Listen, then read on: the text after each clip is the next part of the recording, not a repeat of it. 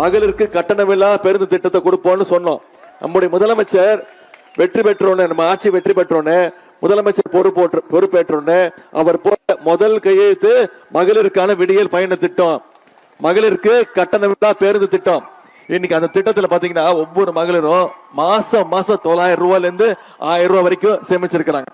குழந்தைங்க பள்ளிக்கூடத்துக்கு வரணும், படிக்கணும் அப்படின்னு இன்னைக்கு முதலமைச்சர் காலை உணவு திட்டம். குழந்தைங்க காலைல அரசு பள்ளிக்கு வந்து படிச்சாங்கன்னா 1ஆம் வகுப்புல இருந்து 5ஆம் வகுப்பு வரைக்கும் பசியோட படிக்கிறது. பள்ளிக்கூடத்துக்கு வந்தாங்கன்னா முதல்ல தரமான காலை உணவு, அதன் பிறகு தரமான கல்வியை நம்முடைய அரசு கொடுத்திருக்கு.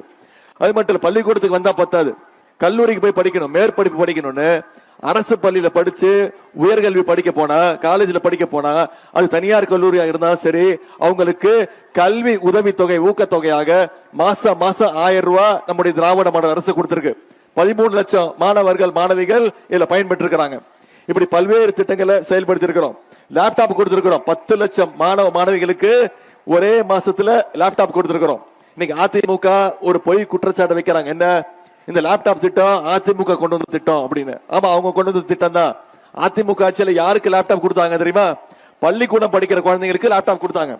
ஆனா 2019ஆம் ஆண்டு அதிமுக ஆட்சியிலேயே அதை நிப்பாட்டிட்டாங்க, அந்த திட்டத்தை கைவிட்டுட்டாங்க. ஆனா நம்முடைய முதலமைச்சர் பார்த்தாரு, இந்த லேப்டாப் திட்டம் பள்ளிக்கூட குழந்தைங்களை விட கல்லூரி படிக்கிற மாணவர்களுக்கு பயனுள்ளதா இருக்கும். ஒரு மேற்படிப்பு படிக்க